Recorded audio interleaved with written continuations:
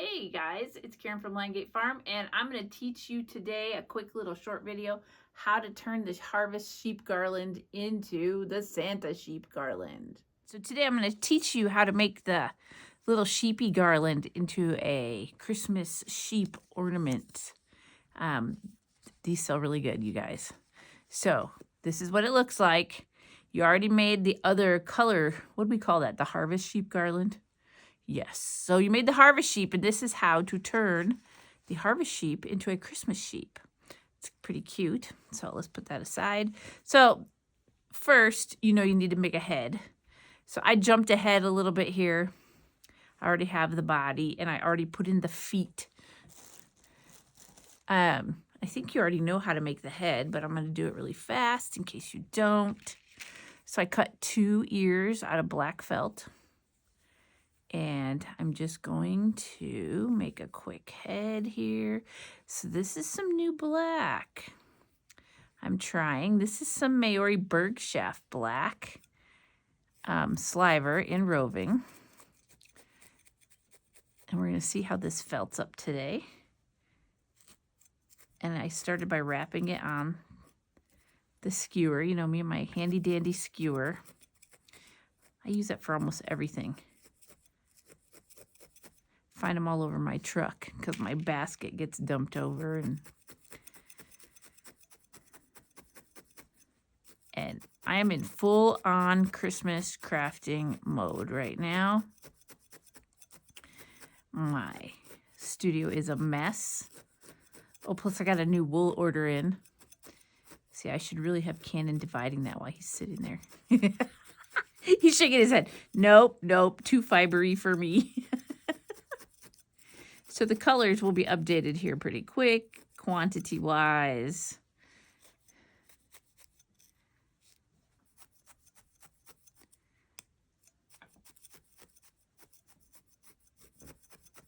So this color is called Dark, and I don't have it on the farm store yet. But it's felting nicely. I have another new color, too. It's like an orange tweedy recycled wool color. It's like in the middle of all the oranges I have. It's kind of fun. It's a perfect orange cat color. And I did make a cat out of it, so I had to play with it and test it out. I like to test out the new colors. But it would make great pumpkins too. Or in addition to the other oranges, so you can do shading.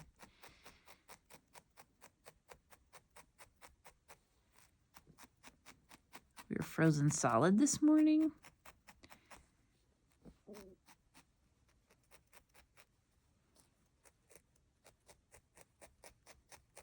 So I'm just attaching the head using the wool from around there, and it'll get all nice and clean. So then we're going to attach the ears. If you remember how to do this, just poke them in. You can felt your ears, but they come out, this is faster. You don't have to use wool felt. I recommend wool felt. But you can use just regular craft felt and put your ears in. If you're using craft felt, you're going to need to use a little bit of wool glue. So what that means is take a little bit of fibers, even though I'm using wool felt, I'm showing you, and just poke it in the ear, and it will help attach the ear to the wool beneath it. So then you have your sheep with its head and its ears. And then you just need some locks.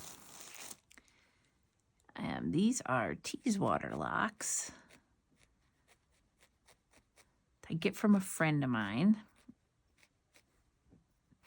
They're a more open curl. And y'all know I'm on the hunt for some new Lester Long wools because I'm out of them.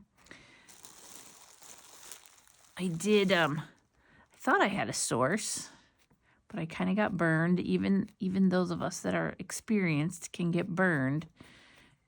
Buying raw wool made me really sad when I got a bag of compost in the mail. The seller did make it right, but argued with me. So if you're out there and you're thinking about buying raw wool, there's questions you should ask. You know, is it skirted? Like this fleece that I bought from my friend Floya was coated. So I don't normally like a coated fleece. And what that means is the sheep wore a coat. So that's why it's so white. But, so this is long locks. The thing about sheep that wear coats is that the locks are a little bit felty together. Even if I sit and pull them apart, then you lose some of the curls. So that's a bummer. But this fleece is gorgeous. This is what I expected my other fleece to be, but it was yucky. So just lots of questions to ask when you're buying a fleece online. Has it been skirted? Does it have VM, otherwise known as vegetable matter? Does it have a lot of vegetable matter? Is it pickable? You know, there's just, is it felted? Ask if it's felted if you're going to buy a fleece. Even though I asked all those questions, I got the butt end of a sheep, basically. It was bad. It was really, really bad, and I would be embarrassed if I was that person sending out that quality of fleece. I mean, seriously, it would have gone in my compost pile. Stuff I would have thrown away.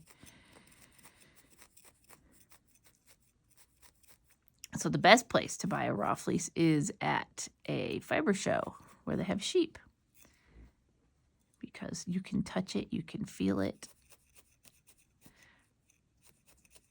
And that's the way to score a whole bunch of fleece at one time. But remember, you got to wash it. That's a whole nother ball of wax. All right, so one thing I do sometimes, because I like my ornaments to look professional, notice you can't see the knot on this ornament because I pulled the string through. Here's the knot right under here. And then I felted a little piece over it so you can't see it. And then makes people wonder, how did she get that string in there? But it makes your ornaments look way more professional when you can't see the knot. I tend to do that only when I'm using a twine, because I don't want you to see the knot. And we're almost done here. I told Kenan this would be quick before we get on to our next video, which is going to be super fun. So I just go around and attach all this fleece.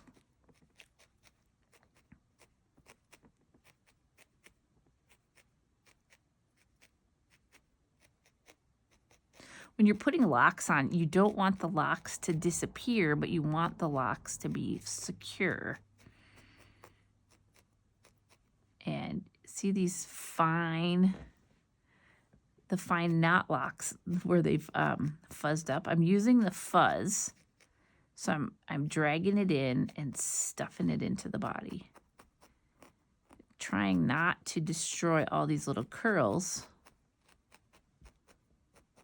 because then it'll still look curly. Just a little bit more.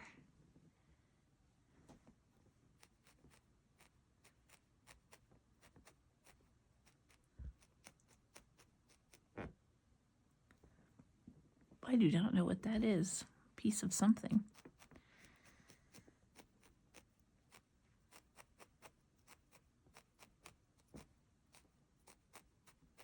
Kenan, did Rip even bark at you when you came in today? Yeah, he did. Not very much, though, huh? No. He's getting used to you.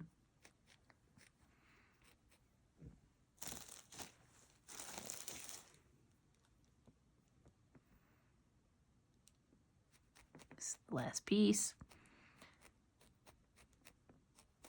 I've seen a couple of you guys making these ones with the locks. I just wanted to show you how I do the Christmas ones.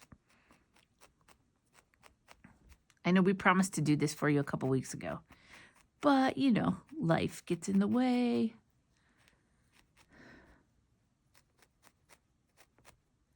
Unusually, I have people in my guest house, which is weird because usually I don't have anybody in October, and it's been pretty much back to back.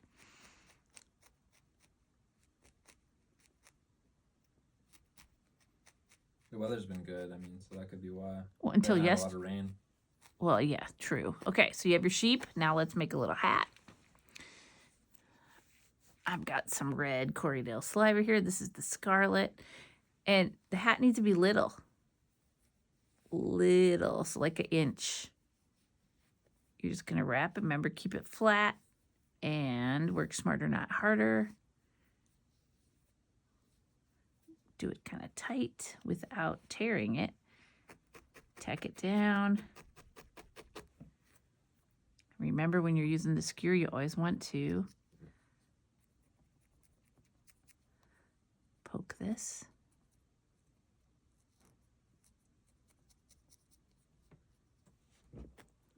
Hold it like that so you don't pull out the middle. Ow, I just stabbed myself.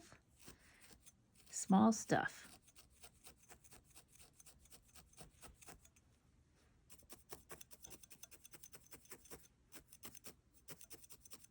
Okay, so we have this little hat. I rub it in my fingers. Okay, let's do something fun.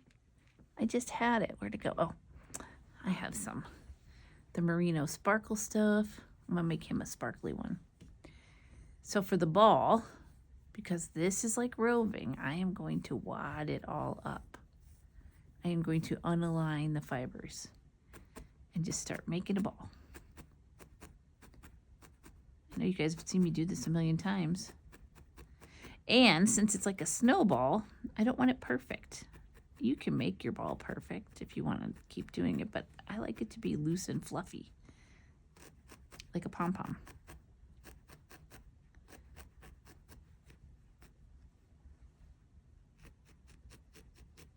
Poke the tip of your hat in there.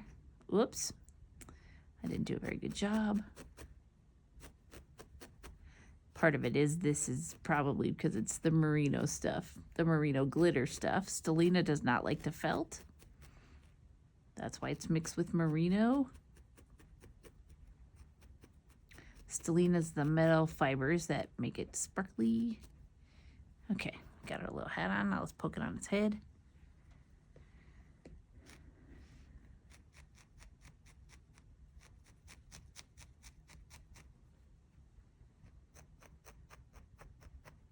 I do have a kit for these. I can't remember if it's on the website or not.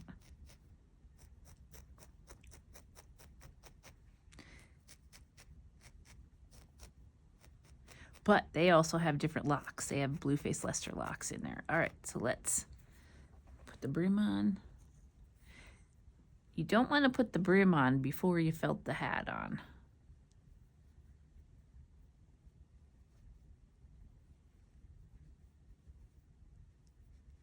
This is subjective as to how floofy you want the brim.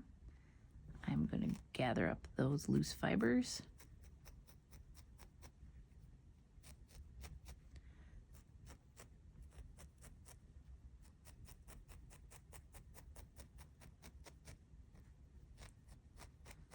Hey, if you wanted to make him a Thanksgiving sheep, you could just put a pilgrim hat on him.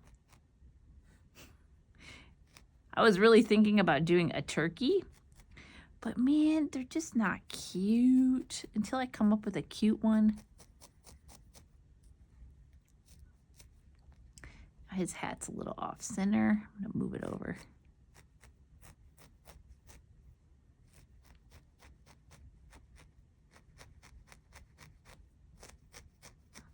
You can hear me stabbing it into his head.